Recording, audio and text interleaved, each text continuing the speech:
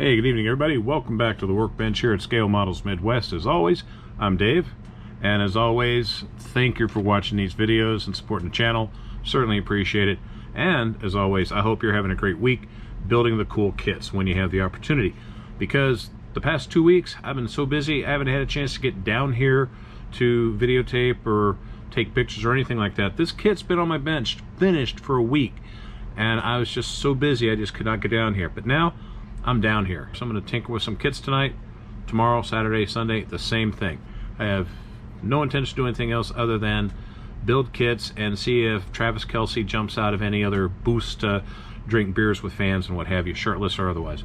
Anyhow, I started looking at this kit as I was building it, and then I remember that Dan the man over at 6TeesRule started a group build, Psychedelic 60s, like he did last year. This is it right here.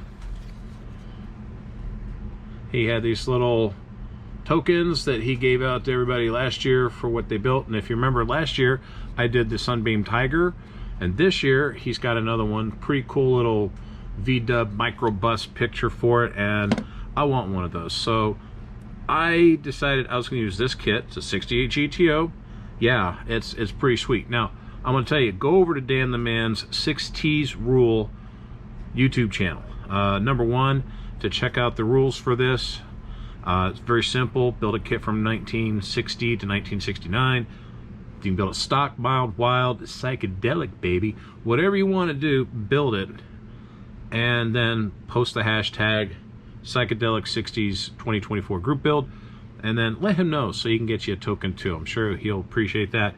But also because he built a really sweet chopped Nova station wagon. I like it. I'm checking out the video for like the third or fourth time already,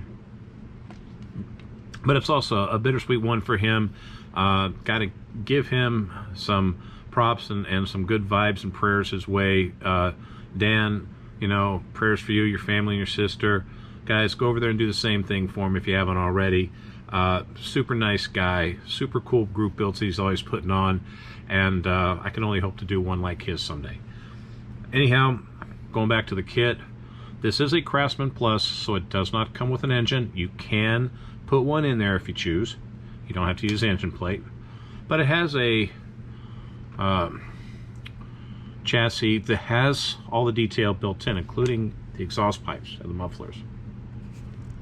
Now, if you're enterprising enough, you could source a 1/25th scale chassis from probably any other GM kit from around, oh, I don't know, 66, 67 on up to 70. Maybe a Chevelle chassis, maybe a Cutlass chassis, who knows.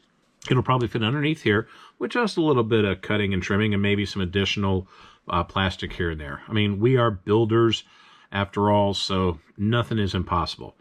But anyhow, I built the kit relatively quickly. It was an easy kit to build.